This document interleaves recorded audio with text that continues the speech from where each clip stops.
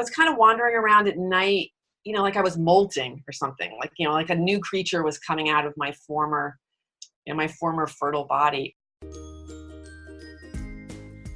I'm Jill Angelo, host of the Genneve podcast series for women's health in midlife. I speak with the most forward-thinking experts in the health and wellness industries. These experts are helping women 40 plus feel confident and in control of their health in the most vibrant years of their lives. So join us on this journey of women's health. Darcey Steinke is a well-known author of the memoir Easter Everywhere and of 5 other novels.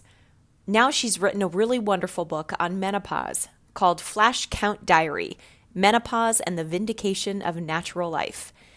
I first heard her on NPR's All Things Considered, and when I heard she was coming to Seattle to give a talk about her book, I snapped up some tickets, downloaded the book on Audible, and reached out for an interview. What follows is our lively talk about the transformation that is menopause and why we should learn to welcome and celebrate this time, not dread it. First of all, I have to just ask you, when does the tour kick off? Because I know we're going to see you here in Seattle, but when does it actually start? It's already started. I had my launch last Monday. It was fantastic. Awesome. A bunch of people. I had a party afterwards, and I've been busy. I was in Washington, D.C. last week, did a bunch of other stuff in New York, and then this week, tonight, I'm going to this really cool group of female journalists to speak before them. Tomorrow there's a book party. Wednesday I'm going to be speaking again at Books Are Magic, a wonderful bookstore in Brooklyn. Thursday I go to Astoria, Queens. We have a really rich book culture, like in New York City and Brooklyn. So you can actually just spend all your time going around to all the independent bookstores here. It's amazing. Yeah. Have you been surprised by the response to the book, or is this what you were kind of expecting or hoping? I mean, I had a good feeling about it, partly because of the way the book came to me with I wrote it with such amazing energy, which I'm not saying I'm not engaged in all my books, but this one had a particular sort of life force behind it. And then I knew that menopause was like a thing that people didn't talk about enough. So I knew that there would be a need for the book. I mean, did I know that it was going to get a great review in the New Yorker? No, I'm very thrilled. I'm thrilled with all the people on Instagram who seem to love it. And yeah, the response is really exciting, is very exciting to me. I mean, I'm having a lot of interesting conversations with people about it. And I can tell it's going to be a book that all the energy that I put into it is going to come back to me, which doesn't always happen when you write a book, so that's very exciting. Do you find that like women automatically come to you like after, a reading or after an event and just start telling you their story? Yeah, there's a lot of sharing, which I really love. I mean, I was actually walking in the park yesterday with my husband, and a woman stopped me and said, "Are you Darcey Steinke? I can't wait to read your book about menopause. I had a hysterectomy." I was just like, wow, this is incredible. Like, that's never happened before, So yeah, there's a lot of sharing, which I really love. A lot of struggle, which I love hearing about, because I think that's life, struggle. Yeah, a lot of people wanting to be honest about their journey, through menopause. Mm-hmm. So I'm really happy that I could facilitate that. Yeah, I think it shows. I know even running Genneve, I get that a lot. Women they're like, I just feel like I need to share with you, and then they'll launch into some sort of, story or symptom or something that they're struggling with. And I think to me, it shows there's such a need to talk about it. There's such a normalcy that women are striving for in that conversation. No, I agree. I think, shame, I think has kept people from talking about it. And I also think, whenever there's not good information, sensitive information, true information about a subject, you really get a lot of people rushing in, like, for instance, like Suzanne Summers, The Sexy Years. Like, you get a lot of like bad information. So that's what's kind of happened. I think there's been like a vacuum of, honest, authentic, true information. And so a lot of, completely incorrect information has kind of gone into that space. And so there's a lot of frustration that women have, and a real longing for like authenticity and real intimate talks about the subject.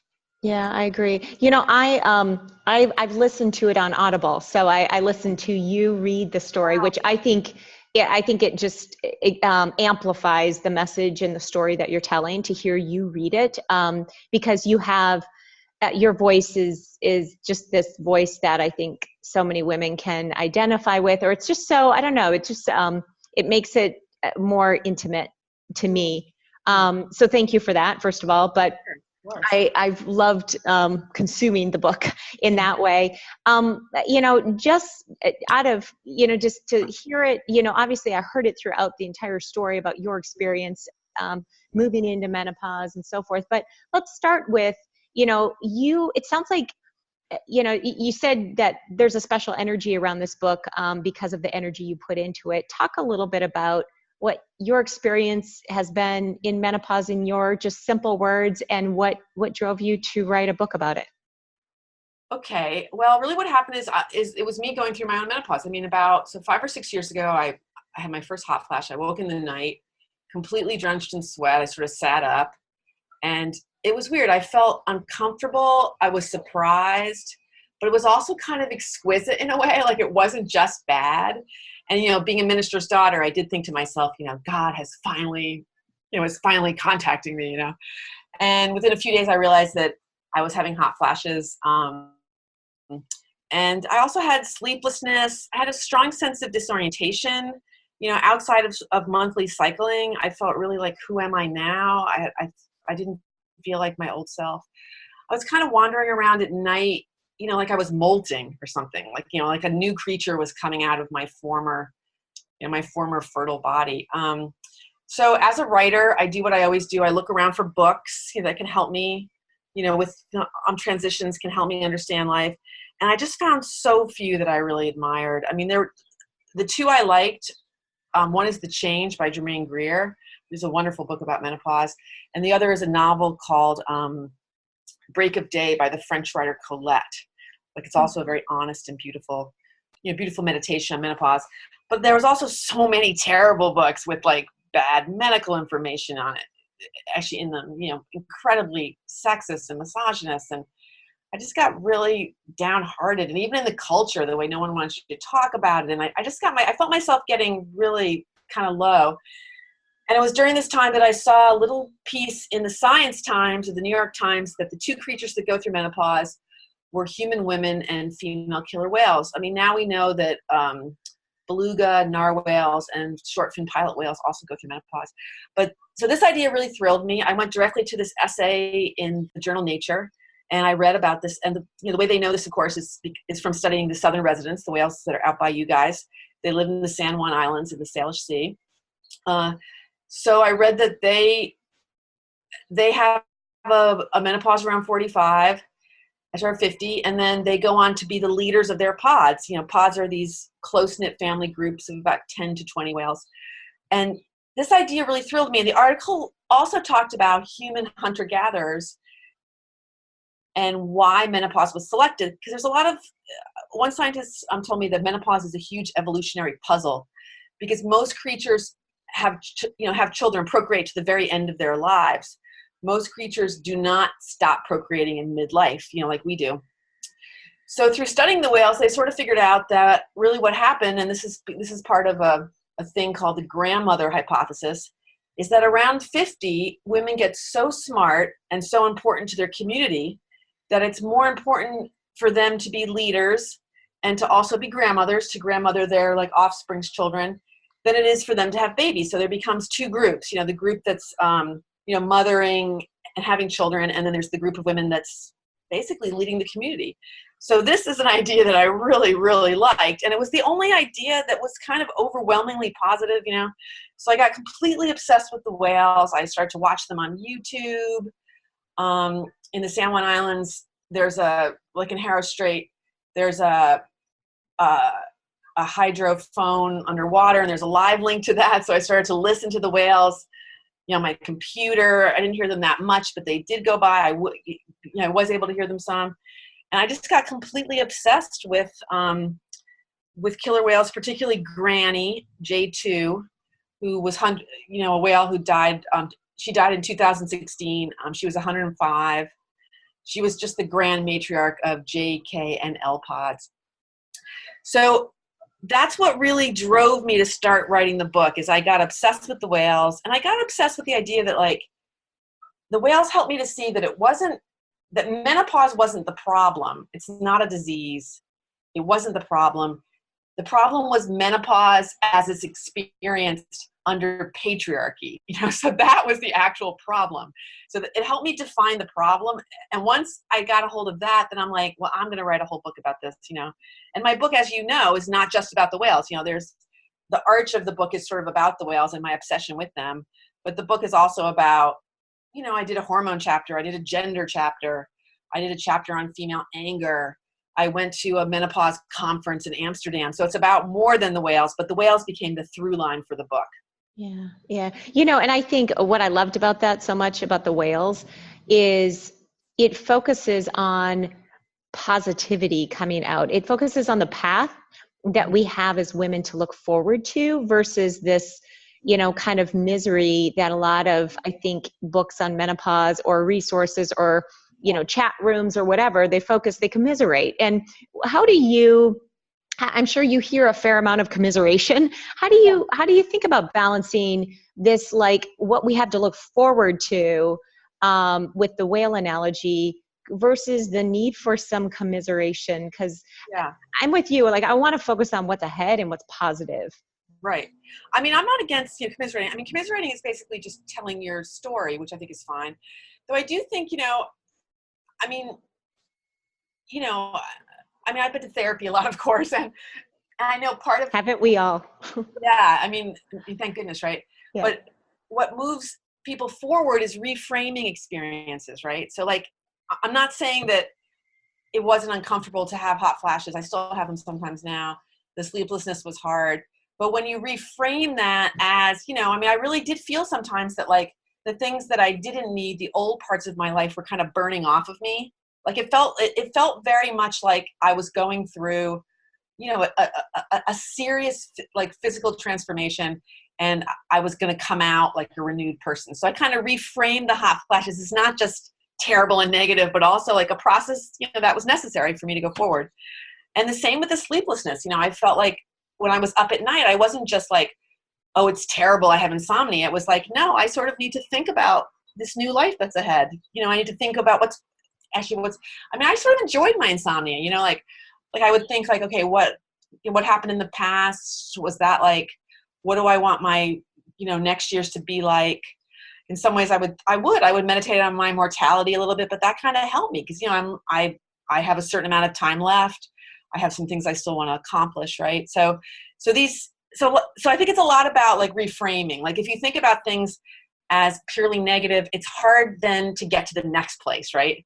But if you sort of reframe them as, they're challenging for sure. And there's a struggle, but they are the tools they are the physical manifestations of the thing that's going to get you, to the end of menopause and to a new phase. Right. So that's how I sort of think about it. I have noticed that like in my talks and stuff, there are some women that are just complete nihilists. Like they'll just say like, you'll never tell me that like, there's no way you can tell me that a hot flash is positive,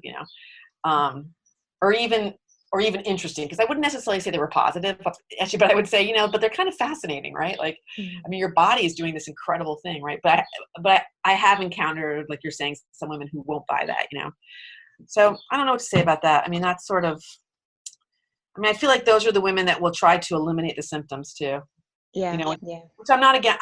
That's a choice, right? Like I'm very about hormones. I'm very much like, I don't want to get into that discussion because I feel like it's a personal choice. Do I think that big pharma takes advantage of vulnerable women? Absolutely. Do I also think that in some cases hormones may help women? Yes. You know what I mean? Yeah. So I think one thing about your book that is such a different look at menopause is just this personal transformation. And you talk about it from a spiritual aspect. You also talk about it from an identity aspect. And that was probably the part that is the most new, or it caught my attention. Can you talk a little bit about the identity and how the women, you've spoken with so many women, and how they even see how they identify, as male, female, as Right. a Yeah. Yes. metamorphosis of where they were. Like, that was Right. fascinating. Just talk a little bit about Right. that. Right. You know what? No. So I interviewed about 100 women. Actually, probably more. Actually, some by phone, some in person, some by sending them questions over email or whatnot. But and some of them, like me, felt a little bit of a gender sort of transformation in menopause. And I definitely felt it. Like, I felt less firmly female. I felt a little more in the middle. It's weird because I feel like, and I had to say, a lot of the women I talked to felt that. I would say at least a quarter to a third. But it's been a hard thing to talk about. I think, because we had no language to talk about it. I mean, God bless the trans community, because now we can talk about the fact that it's not just this strict binary of male and female. It's like, it's on a spectrum, right? There's that, but also I think that there's a lot of fear in menopause, that, like, a lot of jokes about, masculine menopausal women, right? So I think that also makes it hard to talk about the real, I actually felt a real gender, kind of sway, and it affected me in the way I wanted to present myself. It affected me in the way I thought of myself in the world. It affected me in my sexual life. I mean, I actually think as your sexual life transforms as well. There are things that you're less interested in. There are things that you're more interested in. And I felt that. And I think it's important to acknowledge that, rather than just keeping with the same sexual script, keeping with the same sexual identity script. I mean, why not celebrate it? It's like, I mean, to me, it's sort of exciting to not be quite as femmy as I was. You know what I mean? I don't think of it as negative at all. So that's something, And I actually felt, from reading all these books that were just so depressing, so terrible, I mean, I feel sorry for some of the women, because they're just they're basically just propping up their former self. Like, they're propping up their fertile self, right? And they think, okay, now I feel, I mean, most of the women in these books do go on hormones, and now they're like, I feel like my old self. I look like my old self. My skin is smooth again. My hair is shiny, right? So they're going back to a fertile self, which, I'm not necessarily against. I don't want to judge them. But I also think it's kind of sad. I mean, I actually think that the actual menopausal transformation is very powerful. And, I felt things like, I felt many of the things, I read a lot of trans memoirs, and particularly the female to male memoir, trans memoirs, I really identified with. I also feel, I mean, actually there was one called I think it's called the Testosterone Diaries, or the Testosterone Files maybe. The writer writes about how he was able to defend himself and stick up for himself more. And I really feel that way too. I feel like I care less what people think of me. I'm able to defend myself more. I just feel like a little bit stronger and more stable in my life, And I really wouldn't want to lose that. I wouldn't want to, I personally wouldn't want to take hormones to go back into the cycle, and go back to like an earlier stage. I like the stage I'm at now. And I think it's kind of should be celebrated and not denigrated as like a lesser state for a woman. I feel that really strongly. Yeah. I think it comes down to, like, even you talk about women wanting to keep hold of their fertile self. I myself, I've never had a child. I have stepchildren, but I've never birthed a child. And fertility to me has never been on my mind. So women who have not had a baby, a physically birthed a child, I don't necessarily strive for that, fertile self again. However, I think a common person, like, just people they fear change in life. And how much do you think of this as just fearing change versus truly tied to fertility? And I honestly, not having birthed a child, I can't even know what that feels like. So Right. Yeah. I mean, I guess when I say fertility, it's not so much having had a child, it's just that idea of that, that kind of like fertility that's attached to sexuality. It's a stage of life, like whether you have a child or not. So that's what I mean, more than actually having children. Change. Yeah. I mean, change is scary. And this is probably one of, I mean, it's scary. I mean, I won't say that it hasn't frightened and frustrated me, because it has, it's scary, but I just think the culture does us a real disservice by, considering a disease, denigrating older women, implying that we're hags and we're crazy. You know, I mean, I think these are the things that make people not want to change. You know, I mean, if the culture was more open about the whole thing and more like celebratory, I think you would see.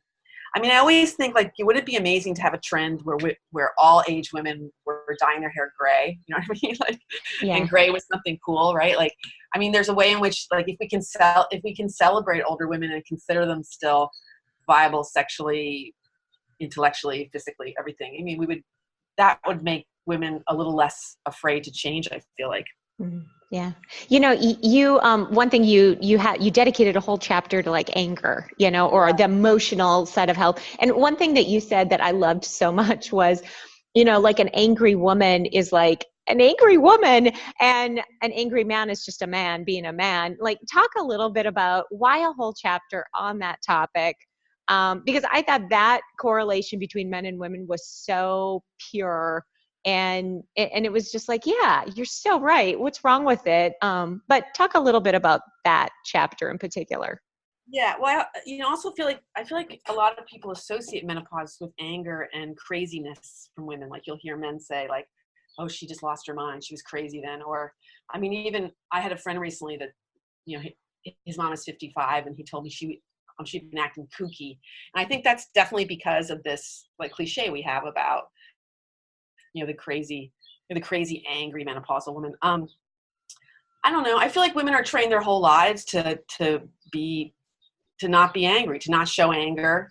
I remember I have a wonderful second husband now, but my first husband, we used to always say, like, when I would get angry, that it wasn't sexy.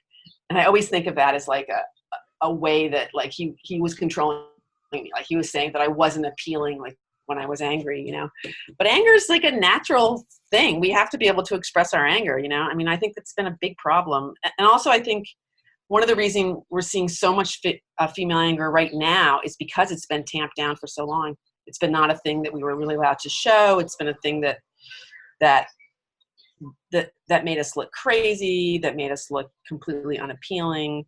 And I just completely disagree with that. I mean, I think we have to be able to express our anger. I still find this challenging. You know, I'm kind of a brooder, but I try really hard to express my anger in a way that's responsible and direct, rather than just keeping it inside. You know, I think it's important that we really work to do this, because, I mean, we need to be able to experience the full range of human emotions, like, as women, you know, and there's been some that have been denied to us. So we need to stop that and try to, you know, express I mean, I think when people talk about menopausal anger or perimenopausal anger, I always feel like, I mean, and I have to say, I've been on some other podcasts too, where they don't seem to know anything about menopause, which is really surprising to me. But there'll be talk about, oh, how terrible actually perimenopausal like anger like is, and they had to be sedated or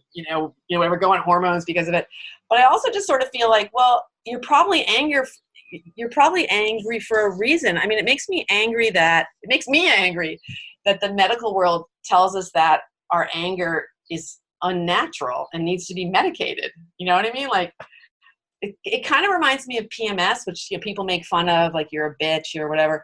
And to me, what PMS has always been is like, okay, so the hormonal veil lifts, you have less estrogen, and you get to see your life kind of clearly. And some of the things about your life you're not that crazy about, and you might be angry about them. And that's real. That's not some fake thing. You know, it's not some fake chemical thing. And I just think I don't know, I wish that female anger was not denigrated and medicalized. Like, I wish it was accepted as a natural part of human and female life. Mm-hmm. Yeah. And I think one thing I hear most from women is, am I going crazy, or is this just normal? Yeah. And for anyone to know that what they're experiencing is normal, that just brings a whole different, I don't know, calmness and, or, you know, just an acceptance to what they're going through. And I think that's one thing, specifically in that chapter for me, as I went through the book or listened to it, you know, I was just like, you know, what a relief, because you're like making such a huge percentage of the population feel like they're not outcasts or don't need to be medicated, but that this is just, you know, part of life, and it's okay. really glad you felt that way. Thank you so much Yeah. for that. Yeah. Do you think that, you kind of talked a little bit about lately, it feels like women are voicing, they're finding their voice more. And I totally think that, we're in a social movement right now that's super Great. empowering. And I love the turmoil that's kind of creating, and the empowerment in a positive way. But so I think the timing for your book is perfect. Do you think that it could have been accepted like it is now, like even 10 years ago? Like, how are you thinking about the social moment and the acceptance of what you've just published? I mean, I think that it would have been hard. I mean, I think there would have been, I think it's possible that I could have gotten it published, so I'm not sure. Though I don't think that there would be, I still think there would have been too much shame there for it to be embraced the way it's being embraced. Though it's hard to tell. I mean, it's weird. Like, you always think, oh, we're more free than they were then. And but I kind of agree that this is a moment where a lot of aspects of female life that have been debased or denigrated, now we're able to sort of talk about them and bring them out. I mean, I love the whole menstruation movement too. Like, I love the whole idea of women being able to be honest about menstruation, talk about menstruation. I just think, the female life cycle, the female body, it shouldn't be shame based. I mean, we shouldn't really be ashamed of just our regular life cycle. It's just kind of terrible. You know what I mean? So I feel happy that I do feel happy, and I've been very inspired. I mean, I have a 23-year-old daughter, and she really inspires me. I mean, she's so, I don't know if you heard, but I was on National Public Radio. I was on, like, All Things Considered a few weeks ago, and it was a series called Talking About Sex, and Alan and I talked pretty frankly about my sex life, and lube was mentioned, and I was worried that she would be uncomfortable. So I felt like I wanted her to be able to express herself if she was uncomfortable. So I asked her, like, what she thought about it. And she was like, "Oh, Mom, I was so moved. You told your truth. You talked about where you're at right now. I think it's so amazing." I have to say, I was just shocked by this, that, like, this is my daughter, and, like, her mother was talking about sex on the radio, And I just think it shows that the millennials are great, and, like, or many of them, and that at least the millennial women, they're very open in a way that I couldn't have possibly been, like, at that age. So I feel that's extremely hopeful too, like, in this moment too. I think we feel this, but they feel it in a weird way, like, even more, which is kind of interesting too. Like, their life, because their life, is ahead of them too, and our life is ahead of us too. But like the idea of this great openness coming out just seems just so inspiring to me. Yeah, there's a greater focus on authenticity, and Yes. they shop to their authentic selves. If they care about the environment, they find brands that care to, like, there's just a connection to what they care about. I think in their generation, as compared to generations before them, that is really refreshing. And allows that. So you're on a big tour right now. Launching the book. We're excited that you're coming to Seattle very soon. We're going to be there. Can't wait to meet you in person. What are you hoping people, men and women, or any way people identify, who come to hear you on tour, what do you hope that they take away? Like, what's your goal, besides obviously promoting the book? What do you hope they get from it? Well, I try to give a sense of, like, my journey in writing the book. I mean, that's the main thing I try. Like, this, this is definitely a different book. Like, I always am excited about promoting my books, and I want to get the message out there about what the book is about. But this is a little bit different. Like, I really am, and there's not, like, I don't want to exactly say proselytizing, but I am definitely trying to get the message out that we should not be ashamed, and both men and women need this message, right? And that, of course, I want people to read the book, but I also want people to think about their own, whether you're partnered with a menopausal woman, whether your mother is a menopausal woman, whether you are a menopausal woman. I want more tenderness and care. Like, I don't want teenage sons to say their mom is like going crazy and being mean to her. I don't want husbands to say that their wives' brains have been taken over by an alien. You know what I mean? I just think, like, and when women have hot flashes, I don't want them to feel ashamed. I mean, nobody makes fun of someone that's having a seizure. Like, I want like tenderness and care for women going through this, like, not ridicule. And that's the main thing I'm interested in. when I go out is telling my own story, but also really making a place for, for the passage, the menopausal passage being something that's important in women's lives, and that we can get people more sensitized to it so they don't debase it. It's great. I think that's a wonderful way to end our conversation, at least for now, until you're here in Seattle, at least for us here in Seattle listening.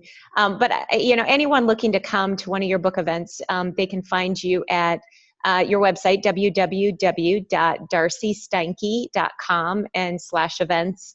And there's information there, the locations you're going to, how they get tickets, etc. But we're expecting you here on July 8th at 7:30 at Seattle Town Hall. So we're looking forward to it, Darcey. I will see you then. Fantastic. Well, thank you. Thank you for putting such an intimate account of your life into a book that I just think is really quite emotionally. It's you connect to it as a reader or a listener, and for me, listening to it and having you reading me through it was even more the experience. So thanks for putting yourself out there, and for women at large. I think this is a great piece that will carry on for a long time. So thanks, Darcey. Thank you so much. Thank you for listening to our podcast with Darcey Steinke. I hope you enjoyed it as much as I did. Learn more about her and her new book, Flash Count Diary, at darceysteinke.com. You can click on the events tab to find out if she's coming to a city near you. We're excited to see her here in Seattle on July 8th. I'll see you soon. Thanks for listening to the Genneve podcast series. We welcome your feedback at genneve.com. That's GENNEVE.com. You can follow us on Facebook and subscribe to us on iTunes or Stitcher, and you'll never miss an episode. The Genneve podcast series is produced by Shannon Perry, theme music by Smitty. And until next time, watch the Genneve website for new stories and offers all dedicated to women's midlife health.